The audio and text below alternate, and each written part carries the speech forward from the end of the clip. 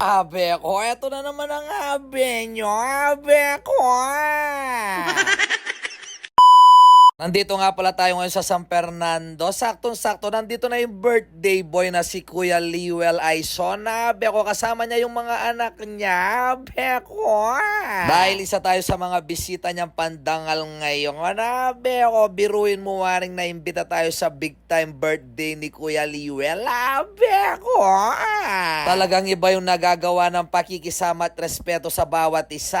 Abe ko, syempre marami tayong nakikilala. Abe ko.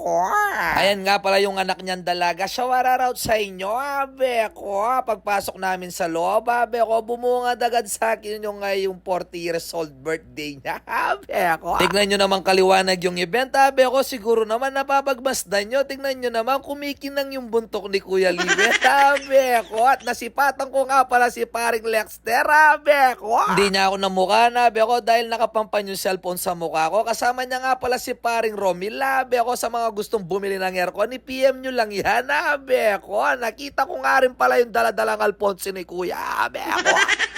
At dahil binibidyoan ko nga sila, abe ko, yan, sinend ko sa kanya yung video, abe ko. Nung nakita niya, binuksan niya yung messenger niya, abe ko, bumalikid ng bigla sa akin, abe ko, hinahanap niya ako, natawa pa mo siya, abe ko. At nung nakita niya ako, abe ko, yun na nga, tinuldo niya ako, tsaka na siya tumayo, abe ko, tapos pagpunta niya sa akin, abe ko, may baon-baon pa siyang plastic para sa kalakal, abe ko.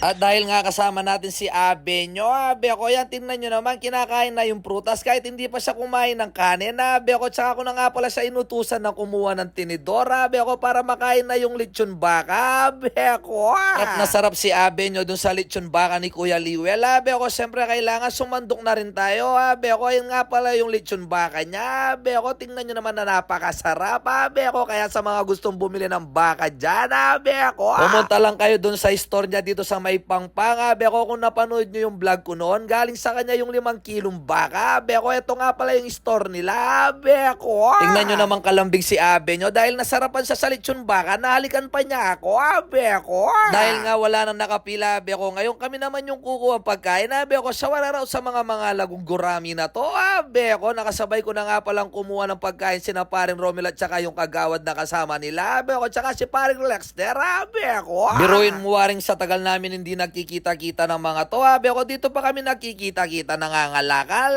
abe ko. Talagang napakalit lang ng mundo, abe ko. Kaya kailangan kahit saan tayo pumunta, abe ko, baon-baonin natin yung pakikisama, abe ko, kahit ano pang estado natin sa buhay, abe ko, kailangan may pakikisama tayo, abe ko. At dahil paborito nga ni abe nyo yung paro, abe ko, humingi ako dalawa dahil hindi naman ako kumuha doon sa isang prutahe, abe ko, pinalitan ko na lang ng paro, abe ko, ganun yung technique, abe ko. Dahil sa amin malilit lang yung mga paro dito, malalaki, abe ko, kaya dalawa na agad din kinuha ko, abe ko, para kay abe nyo. Pagkatapos nga namin kumain, abe ko, yan nga si abe nyo, naglalambig siya, abe ko, dahil may bitin niya kanukarat ang paro, abe ko, bisaya pa, kaya ang ginawa ko, inutusan ko siya, abe ko, para lumakas ang loob na, habang bata pa siya, abe ko, siya yung inutusan ko kumuha ng paro.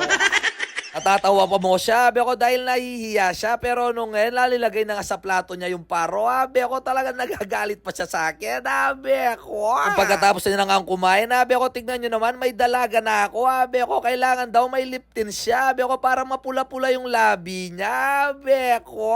Nag-aaya na nga siyang umalis, abe ko, dahil gusto niyang maglaro, abe ko. At dahil nga oras na rin, nagpaalam na nga rin kami kay Kuya Liwel, abe ko, tignan nyo naman yung pinagkainan namin, abe ko, muntikan na namin naubos, sabi ko. Nung kukunin ko na nga pala yung sasakyan sa parking, abe ko, nakita ko lahat yung mga nakapark, abe ko, 4x4 yung mga bisita ni Kuya Liwel, abe ko, kaya maraming salamat sa pag-imbita, abe ko, Kuya Liwel, God bless, thank you, bye!